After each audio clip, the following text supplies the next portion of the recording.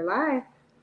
Hi, everyone, and welcome to the Keys to Success podcast with your host, Deborah Douglas, and my beautiful host, Talisa Stubbs. Talisa, how are you doing today?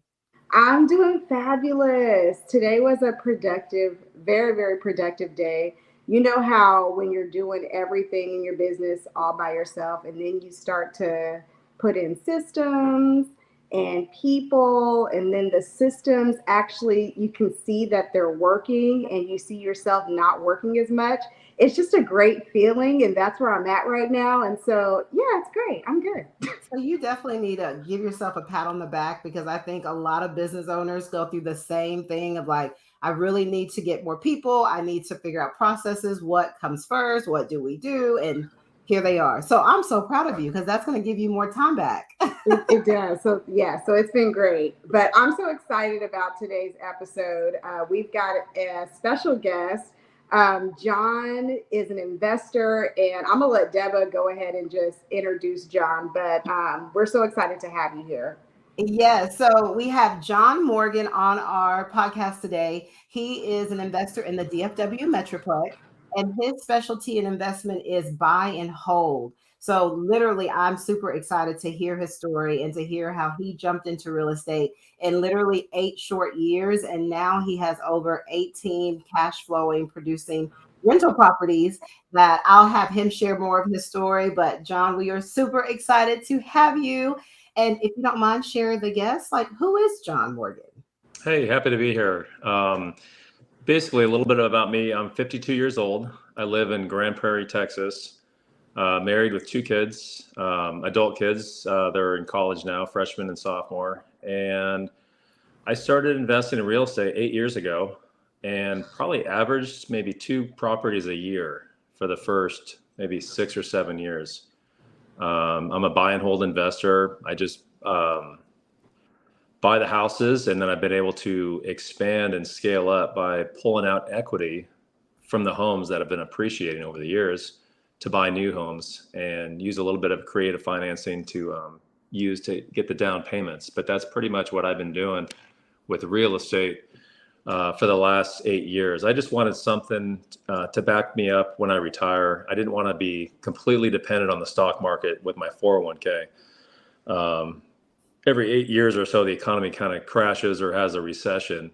And I just didn't want to retire. And then the day after I retire, have the stock market go down and be all stressed out. So I was looking for something else that I could earn passive income on the side. So I wasn't 100% in the stock market. So that's a little bit about me. Nice. So tell us, what does John do for a living? So my W-2 job, I'm a pilot, so I really enjoy doing that.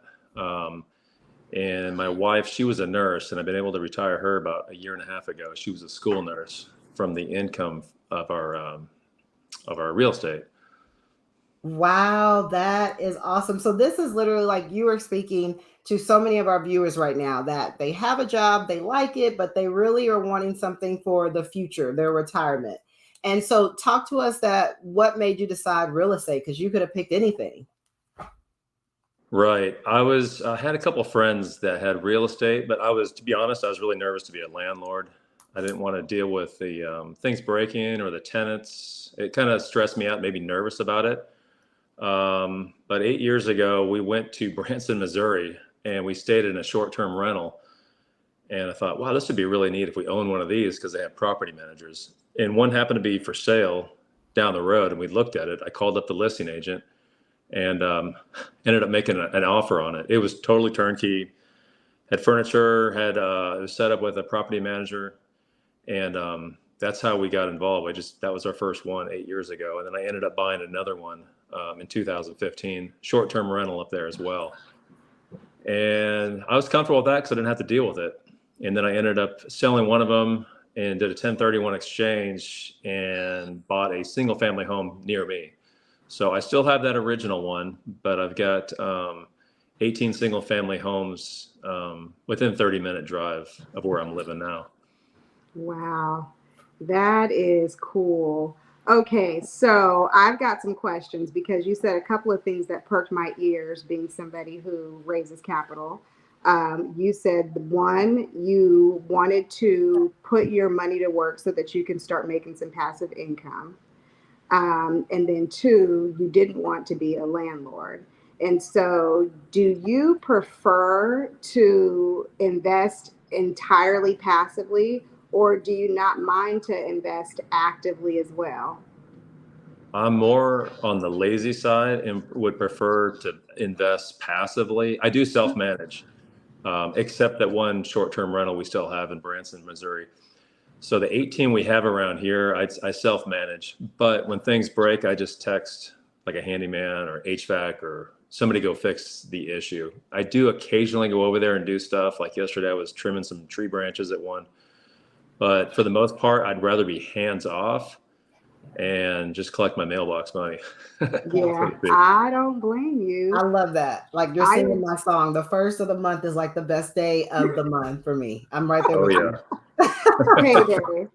So I heard you say that you get creative deals. I love creative deals, seller finance, subject to. What is your what do you like the most, and how are you going about finding these deals? How are you sourcing these deals? Well, I've never done a subject to deal or owner finance, but I've done a lot of pulling equity out. So the very first house we bought, I actually paid cash for it. Pulled out money from a HELOC and pulled out some money from our Roth IRAs and was able to acquire it that way. The second house, I used a HELOC and a 401k loan, and we were able to pay those back off. I just used all the cash flow to pay those off. Nice. And then I learned that my return on my investment, cash on cash, wasn't that great, having paid off houses. I used to be a Dave Ramsey guy. I thought you had to pay everything off. Yeah. We drove beater cars. The only loan I had was on our primary house. So that was sort of my mentality going into it. I didn't want to have an extra loan. And then I realized after 2 years that I was probably only making maybe 5 or 6% cash on cash. I thought, this is terrible. I'd be better off in the stock market or something else. So that's when I started getting creative and I learned about the power of leverage. So I sold one of them, did a 1031 exchange and bought a single family home around here. And then I did a cash out refi a couple of years later, and I pulled out as much cash as I could, which was 133,000. I used that cash to buy 3 more houses. So Beautiful. Zero money out of pocket. And I got 3 more houses, and my cash flow went from, it was something like 400 a month to about 3,000 a month by acquiring 3 more houses. So, and then I'm getting appreciation on 4 houses instead of 1. And appreciation has historically been about 5% on homes. But I feel like here in the Dallas Fort Worth area, it's been pretty strong, especially in the class range I'm investing in, sort of the working class neighborhoods. In that first house I bought that I paid cash for, I paid 130,000 for it. I paid off my 401k loan, paid off the HELOC with all the cash flow. So I was kind of struggling the first 2 years, just paying all that off. And I was only making 40,000 a year at the time. So and my wife was probably making maybe 52,000. So our household income, we weren't like blowing it out of the water, but we were able to use the cash flow to pay those off. Now that one, I did a cash out refi. I went to my lender and I said, hey, I want to take as much as I can out. And they said, we'll give you 80% of whatever it's valued at. So they sent an appraiser and they gave me, after closing costs, I got 144,000. So I took that 144,000, bought a house with cash, a beater, fixer upper in Grand Prairie.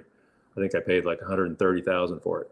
I fixed that up, put a tenant in there, went to my bank and says, hey, can I pull out as much as I can? So they appraised it and they gave me almost all my money back on that one.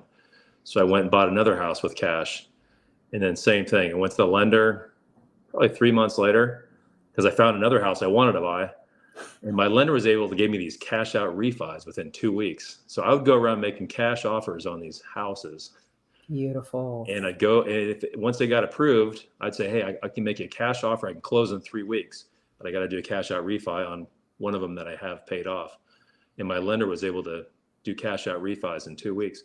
and I get the cash and buy the next house. So that's kind of how I started using creative financing. So I wasn't using any money out of pocket.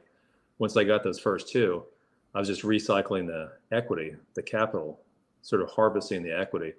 And I've done that. I bought 12 houses by using cash out refis. So it cost me zero, didn't cost me a penny out of pocket. I was able to get 12 houses. And I was putting 20% down. I think a couple I put 30% down. So, I mean, it was costing me money, but I felt like I was getting them for free because I wasn't using any of my out of pocket money for it, using the equity. So that's kind of the way I've been doing my creative financing. And I did buy one with a 401k loan. I bought one in Fort Worth, kind of in a war zone, or it was kind of a bad area, but I could see that it was going to improve. It's kind of near downtown Fort Worth. I could see maybe 5 to 10 years, it'll be a nice area because they started rehabbing houses and putting new builds in there, but it was still kind of a rough area. So I paid $48,000 for it cash. I just went to my 401k and took out $50,000 for it. And then I put a tenant in there. And then just last year, I actually pulled money out of there. Went to my bank. Hey, how much can I get out? They appraised it. They gave me $168,000 back.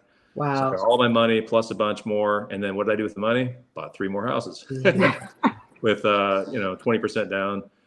And then, so for example, that house I was making $1,200 a month. It was paid off. It rents for $1,550 a month. I bought it with my 401k. I paid it off probably within 4 years. I just used all the cash flow towards it. And then I was making, after all my bills and expenses, taxes and insurance, I was making about $1,200 a month, which is great for a house I only paid $48,000 for. But I thought, what kind of return can I make off that equity that's in there? Yeah. So I thought, I bet you I could pull that equity out and buy 3 more houses and make more. So I went from $1,200 a month to that particular house now making $36,000. Wow. My cash flow increased $2,400 on that one, and it didn't cost me a penny out of pocket. I used all the cash for my cash out refi, and I bought 3 more houses, and that even included putting like maybe, I think I put $10,000 in one house to fix it up a little bit. So that's kind of the way I've been with my my financing without using much out of pocket cash. So I paid myself back, paid off my HELOCs, paid off my 401k loan. So I paid back myself completely what I put into real estate. So it's pretty much infinite cash flow from here on out. And I'm just kicking back and enjoying the cash flow.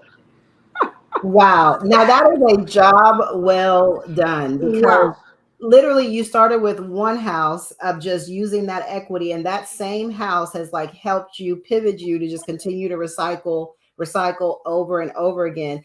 And like you said, it is kind of the opposite of James Ramsey. But you're learning that there is a good thing with good debt, just understanding the difference with good debt and bad debt, and you're leveraging the debt that you already have.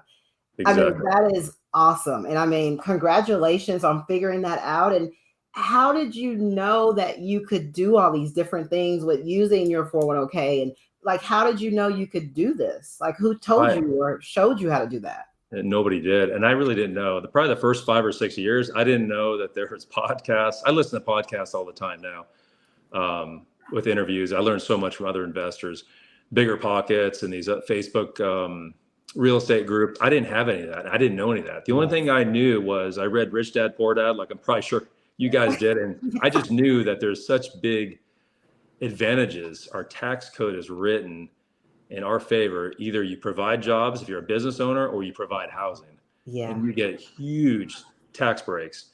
And that's all I knew. And I didn't know if I should invest in A-class properties, the really nice, expensive ones, if I should invest in other ones, short-term rentals. I didn't know. The only reason I invested in those was because that was just sort of an easy way to do it because I was nervous to self-manage. But I just kind of learned on the fly. My first single family house was in a nice neighborhood in Grand Prairie, nice school district. Because from what I heard was you wanted a nice school district, nice neighborhood. My wife really liked the house. She says, now this house I could see us living in. But my return on my investment wasn't that great. My property taxes were really high on that house. But the extra school taxes I was paying on it. And I thought, gosh, my return isn't good. Let me buy, I wouldn't call them crack shacks, but I thought, let me buy some cheaper homes more in the hood. And my return on my investment was a lot higher on that. And the appreciation was higher on the affordable homes. I don't know. In most places, if you can buy a house under the median income or the median price, they appreciate a lot higher because they're not building Anymore affordable homes though. anymore. At least in Mm-mm. Texas, they stopped like 15 years ago. Yeah. But they're building nice homes over 500,000 now. But I thought, gosh, they're not building any cheaper affordable homes. So I started buying these homes built in the 1950s, Arlington, kind of around Six Flags area. They weren't the most attractive neighborhoods. The lawns looked a little like people were just mowing over weeds, and it looked like a bunch of like a renter type neighborhoods. But that's where the cash flow was because there's a higher demand, and the appreciation on those Yeah. has just been going up more and more and more. And I also found out those type of tenants, they stay forever. Most of them, I'd say almost all my tenants will never be able to afford a house or Yeah. qualify to buy a home of their own. So I thought, I'm having zero turnovers on these Yeah. versus the nicer neighborhood where, someone's paying $2,500 a month for a house. They may as well just get a mortgage and buy eventually. Most of them are maybe higher educated, and they're just looking for a place for a few years. You have a turnover every 2 or 3 years, it just eats your profit. But I found, wow, these homes in these lower income areas, these people will stay forever. So I don't have any turnovers. I make them all pet friendly. I try to fix them up really nice. I take good care of them. And they seem really happy. I feel like they'll be with me for many years, maybe decades. Yeah.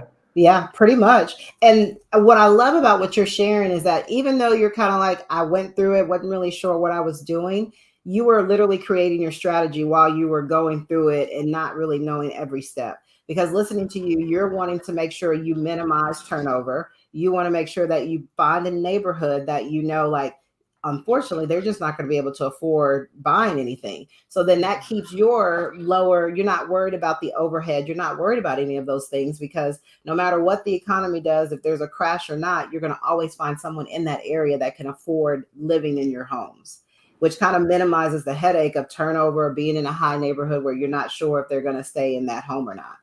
Exactly. And then when I decided to scale up more in that class neighborhood, I'd call it like a C plus class. I mean, it's like working class. It's not they're not bad areas. You're not seeing bars on windows and cars parked on the front lawn.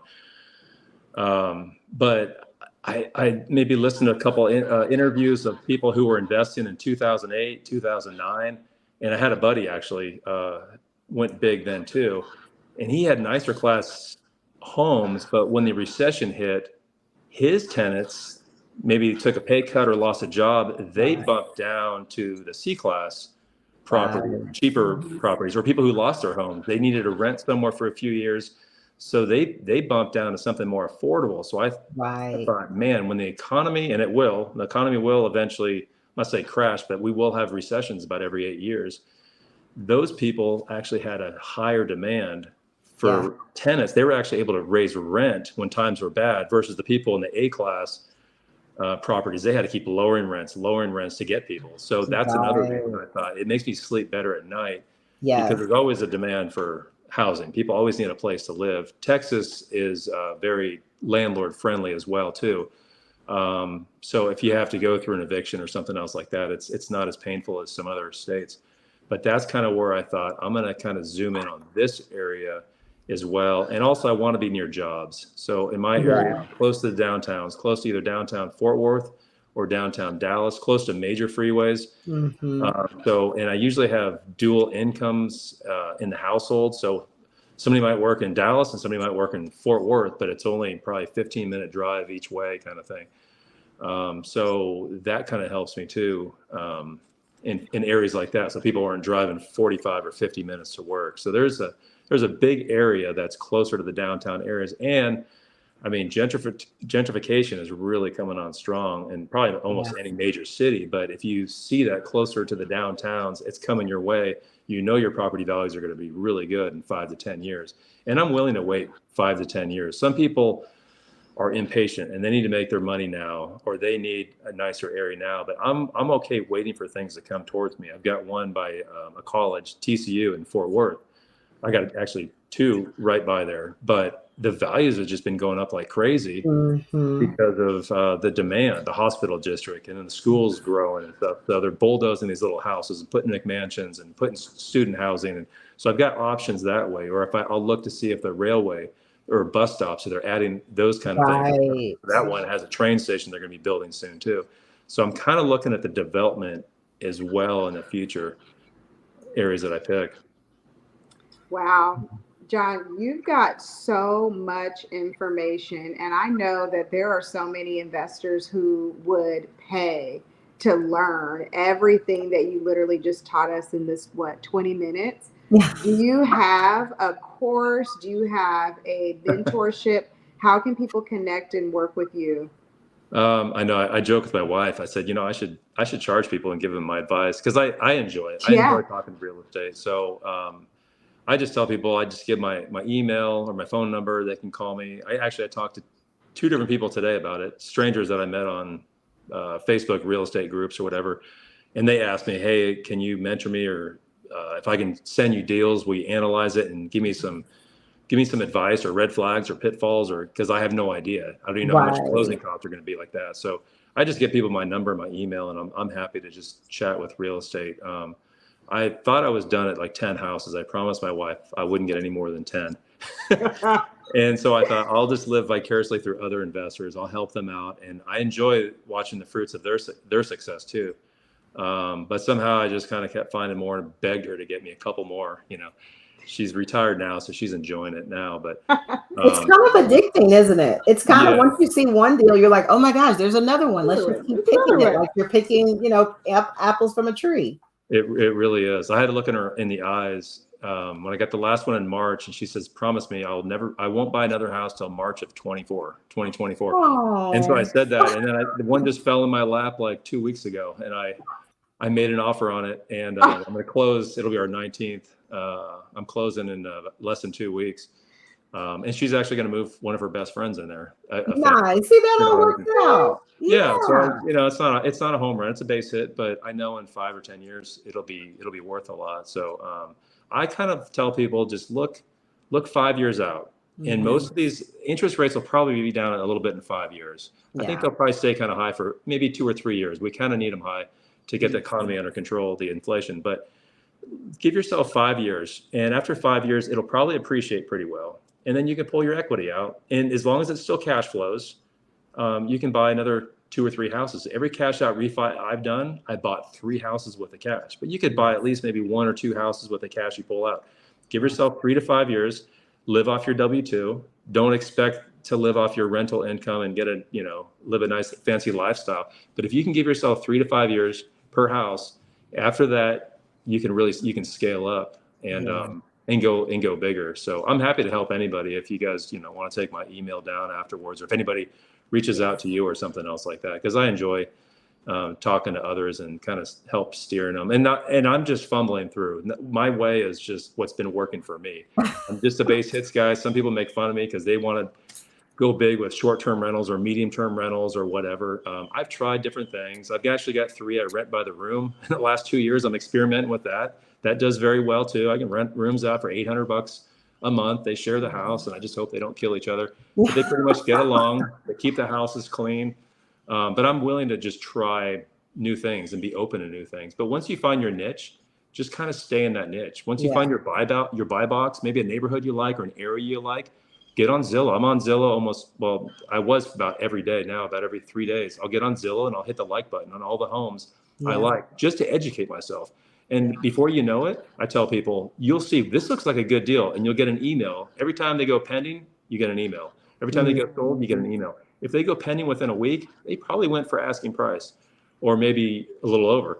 But that educates yourself. I tell people, get up with a real estate agent and walk properties. Just look at them, smell them, check them out, meet with wholesalers, meet with anybody. But just the more you can get out there, the more you'll know and get your finances ready, because deals fall in your lap when you're not ready for it. Like this last one I'm buying now, I don't have the money for the down payment. I have to take out a 401k loan for the down payment. And I've also used 0 interest for a year credit cards with Citi. They'll give you up to $25,000 for 0% for a year. You got to pay it off within a year. But I've done that for rehabs or even down payments. My last one, I didn't have the cash, but a deal fell in my lap and I needed cash right away. And this one I'm paying $210,000 for, and the appraisal just came back today at $290,000. It's turnkey, doesn't need anything, just needs a fridge. So I feel like I'm just putting 80,000 bucks in a wheelbarrow and just walking away with it.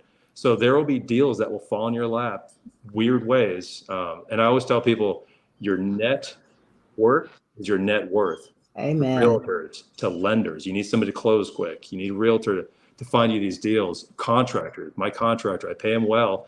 I don't nickel and dime him, but he's found me 2 off-market properties. Why did he give them to me? Because he knows he's going to get the rehab.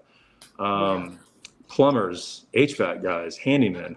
So I always tell people your whole network, or even just mentors, they're your network. Right. And these 4 houses I just got from this guy, I'm buying his 4th house from him now. I met him on one of these real estate networks, Bigger Pockets.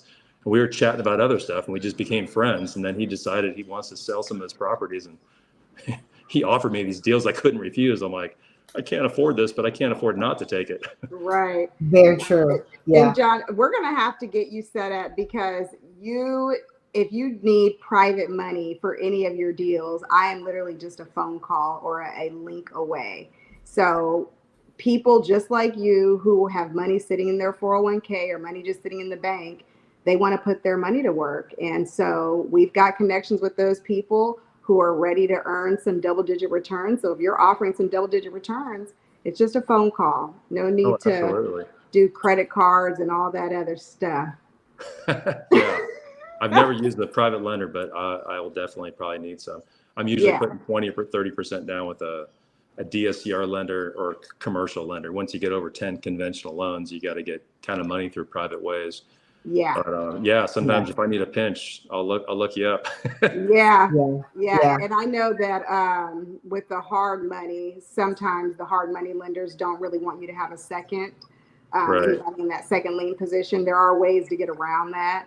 We can talk to Deba about that. I do that all the time. What'd you say, Deba? I said I do that all the time. And my hard money lender, I'm only bringing closing costs to the table. They usually will fund 100% of the purchase and the rehab. That's great. Yeah. So there's a lot of different options. And I loved what you did today, John, is just sharing us a different avenue and a different strategy. And because I do teach people how to flip and get into rental properties, I always tell them everyone's strategy is different. You just have to figure out what your end goal is and work your way backwards and just jumping in and doing something, because you can stand on the sidelines forever and then you're going to see all the equity and everything pass you by. But you just got to jump in, get a feel for it, everything that you talked about. Get yourself a really strong team of realtors, investors, and contractors and people that can really help you, and tell everyone you know that you buy properties, because you never know who may talk to who and then come back and offer you a property. Yep, exactly. Yeah, absolutely. Awesome. Okay, John, you have to tell us, what are you reading right now? I'm not reading any books to be honest, but I'm probably reading. I get on Bigger Pockets and these Facebook real estate groups, and I'm sort of addicted to it. I love learning what other people are doing. Yes. So I'm not reading with you. That's how we met. Yeah. Okay. And I'm a runner too. I run marathons, so I'm always listening to podcasts. So I've got probably 4 or 5 that I'm always listening to, just random interviews on what's working for other people. I'm just really interested in other entrepreneurs and other people, how they're doing it. Again, my comfort level, my little niche is probably it's kind of boring, but single family homes, buy and hold and just sit on them. But I really enjoy learning what other people are doing. I'm not as much of a hustler. I just got up from a nap. I like to take my daily naps. I like to relax.